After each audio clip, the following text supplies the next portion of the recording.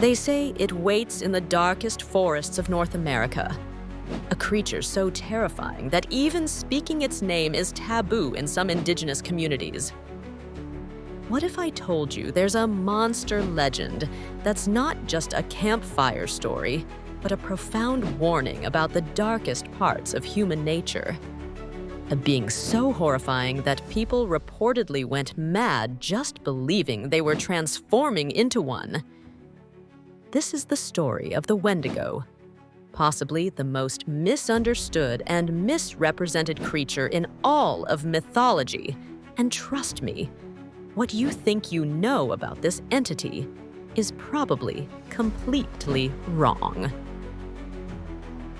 Before we dive deep into this chilling legend, hit that subscribe button and notification bell, because after this video, you're going to want to see what other myths we uncover.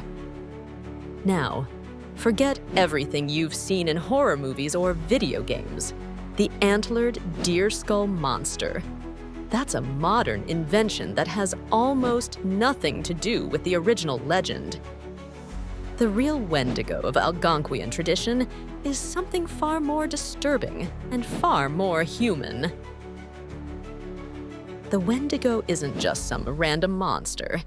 It's a deeply significant spiritual entity within the traditions of numerous Algonquian-speaking indigenous peoples across northeastern North America.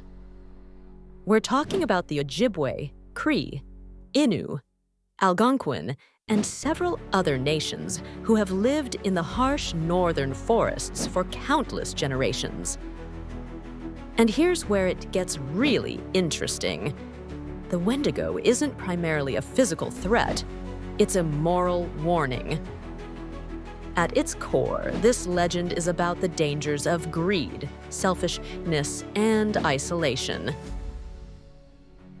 Now, I know what you're thinking, but I've heard it's about cannibalism.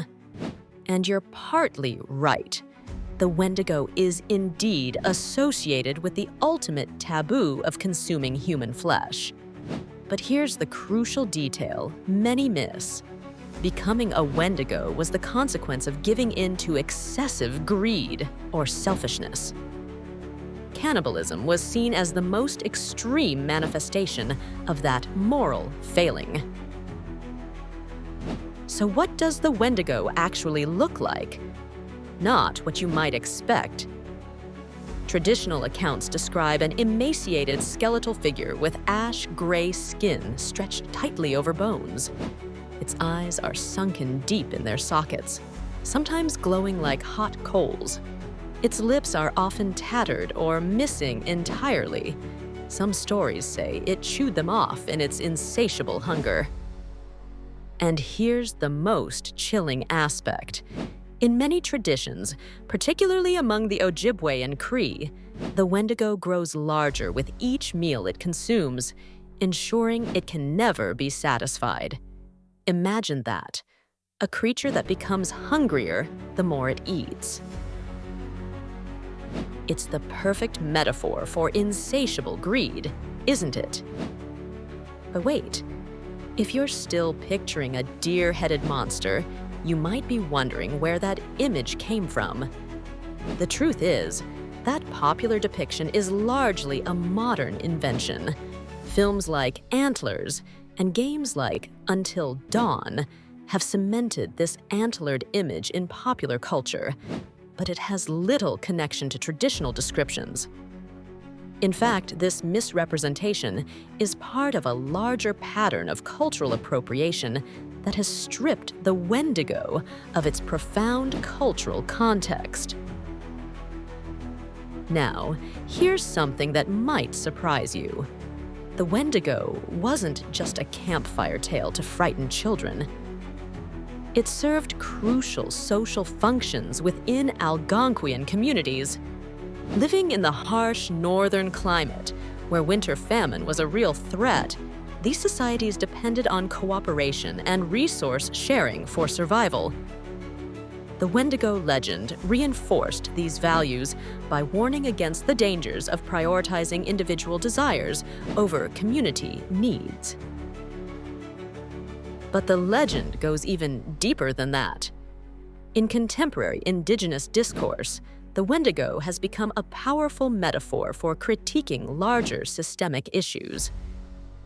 The late Native American scholar Jack D. Forbes used the concept of Wendigo disease to describe the destructive patterns of colonialism and unchecked capitalism. Ojibwe activist Winona LaDuke speaks of Wendigo economics to critique exploitative economic systems that prioritize profit over environmental and community health. And now we come to one of the most controversial aspects of the Wendigo legend, something called Wendigo psychosis. Western anthropologists and psychiatrists have used this term to describe a purported condition where individuals developed an obsessive craving for human flesh or believed they were transforming into Wendigos. Historical records, particularly from the 18th and 19th centuries, document cases of individuals who reportedly exhibited these symptoms, especially during times of extreme famine. But here's where we need to be careful. The very concept of Wendigo psychosis is contested.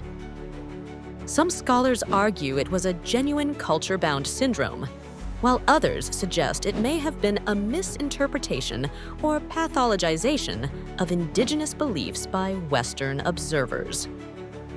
What's clear is that understanding this phenomenon requires moving beyond simplistic psychiatric categories to consider the complex intersection of environmental pressures, cultural beliefs, and individual psychological responses. Now, I know some of you are thinking, isn't this just another version of werewolf or vampire myths? And there are certainly parallels. Cultures worldwide have created figures that embody insatiable hunger, transformation through taboo acts, and the monstrous consequences of moral transgressions. Consider the Greek myth of Erysichthon, cursed with an unending hunger that eventually drove him to devour himself, or the Norse story of Fafnir, whose greed transformed him into a dragon. These comparative examples reveal recurring human concerns about hunger, greed, and the loss of humanity across vastly different cultural contexts. But what makes the Wendigo unique is its specific cultural and environmental context. It's not just about fear of the unknown or the supernatural. It's a sophisticated response to the very real challenges of survival in the northern forests and the social values necessary to overcome those challenges. This brings us to an important point about cultural sensitivity.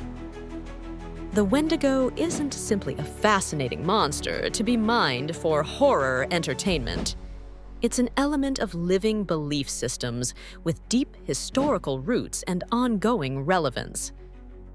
When non-Indigenous creators appropriate this figure without understanding or respecting its cultural context, they participate in a harmful pattern of misrepresentation that has real consequences for Indigenous communities. So what can we learn from the authentic Wendigo legend? In many ways, its warnings feel more relevant than ever. In our era of extreme consumption and environmental crisis, the Wendigo serves as a powerful reminder of what happens when greed goes unchecked. The insatiable hunger that grows with each meal consumed, isn't that the perfect metaphor for our current economic system? As we wrap up this journey into the heart of the Wendigo legend, I hope you've gained a deeper appreciation for its complexity and significance. This isn't just a scary story, it's a sophisticated moral teaching embedded in a specific cultural context, one that deserves to be understood and respected on its own terms. If you found this exploration valuable, Please hit that like button and share this video with someone who might appreciate a more authentic understanding of this powerful legend. And don't forget to subscribe for more deep dives into mythology from around the world, stories that are too often simplified or misrepresented in popular culture. Drop a comment below with another misunderstood legend you'd like me to cover next. Until then, remember the warning of the Wendigo. Sometimes the most dangerous monsters aren't those lurking in the forest, but the monstrous potential within ourselves when we prioritize greed over community.